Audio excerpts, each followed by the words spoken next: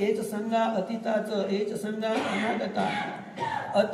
अतीत जो काही संघ झालेला आहे भगवान बुद्धाच्या काळातील, ज्यांनी खऱ्या अर्थानं इमाय बुद्ध पूजाय कथाय शुद्धजितसा चिरंतिटल सद्धम्म लोकोंतु सुखी सदा, अशा उत्तम प्रकारे भगवान बुद्धाची धम्माची संघाची जे काही त्यांनी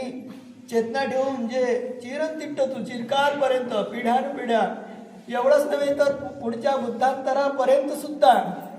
या मनुष्य लोकांना आपल्या पुण्यपार्मिता करता यावं आणि त्याला दुःखातून सुटका करून यावं, अशा उपासक उपासिकांनी राजे महाराजांनी भिक्षूंनी हे धम्माचं फार मोठं एक वैभव या ठिकाणी एक निर्माण करून ठेवलं.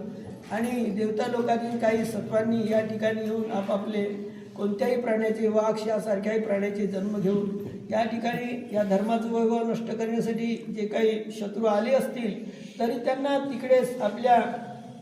प्रज्ञाने अडवून ठेवलं. म्हणून हे भगवान बुद्धाचं धर्मरूपी संपत्ती हे धन आपल्याला या जन्मामध्ये एक पाहण्यासाठी मिळत आहे. हे सर्वात आपलं फार मोठं एक पुण्य असलं पाहिजे. पुण्य आहे हे जेव्हा आपल्याला कळत असते तेव्हा आपण अशा ठिकाणी जेव्हा येत असतो आहे की नाही, तर अशा ठिकाणी आपण जेव्हा येतो नाहीतरी आपण वेळ काढत असतो, नाहीतरी आपण वेळ काढत असतो, पण पहिल्याने येतो थोडी चांगली वेळ काढतो, दुसऱ्याने येतो त्याच्यापेक्षा कमी वेळ